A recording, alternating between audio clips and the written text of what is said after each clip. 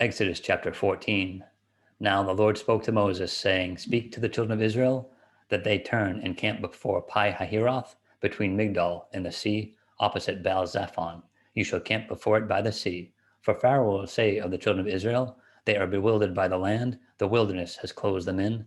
Then I will harden Pharaoh's heart, so that he will pursue them, and I will gain honor over Pharaoh and over all his army, that the Egyptians may know that I am the Lord. And they did so. Now it was told the king of Egypt that the people had fled, and the heart of Pharaoh and his servants was turned against the people. And they said, Why have we done this, that we have let Israel go from serving us? So he made ready his chariot and took his people with him. Also, he took 600 choice chariots, and all the chariots of Egypt, with captains over every one of them.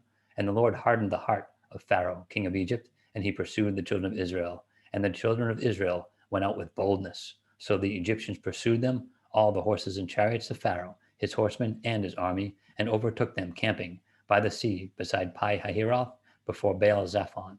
And when Pharaoh drew near, the children of Israel lifted their eyes, and behold, the Egyptians marched after them, so they were very afraid. And the children of Israel cried out to the Lord. Then they said to Moses, Because there were no graves in Egypt, have you taken us away to die in the wilderness? Why have you so dealt with us to bring us up out of Egypt?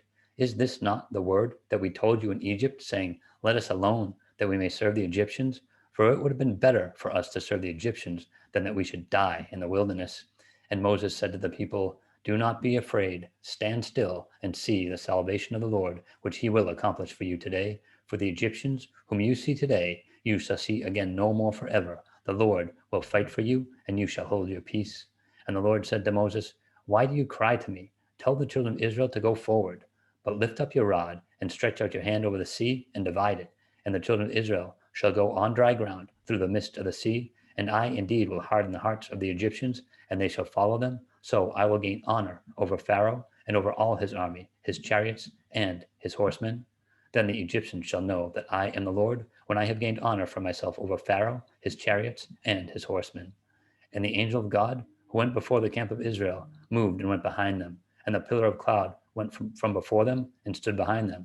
So it came between the camp of the Egyptians and the camp of Israel. Thus it was a cloud and darkness to the one, and it gave light by night to the other, so that the one did not come near the other all that night. Then Moses stretched out his hand over the sea, and the Lord caused the sea to go back by a strong east wind all that night, and made the sea into dry land, and the waters were divided. So the children of Israel went into the midst of the sea on dry ground, and the waters were a wall to them on their right hand and on their left. And the Egyptians pursued them, and went after them into the midst of the sea, all Pharaoh's horses, his chariots, and his horsemen. Now it came to pass, in the morning watch, that the Lord looked down upon the army of the Egyptians through the pillar of fire and the cloud, and he troubled the army of the Egyptians, and he took off their chariot wheels, so that they drove them with difficulty. And the Egyptians said, Let us flee from the face of Israel, for the Lord fights for them against the Egyptians. And the Lord said to Moses, Stretch out your hand over the sea, that the waters may come back upon the Egyptians, on their chariots, and on their horsemen. And Moses stretched out his hand over the sea, and when the morning appeared, the sea returned to its full depth, while the Egyptians were fleeing into it. So the Lord overthrew the Egyptians in the midst of the sea. Then the waters returned and covered the chariots, the horsemen, and all the army of Pharaoh that came into the sea after them.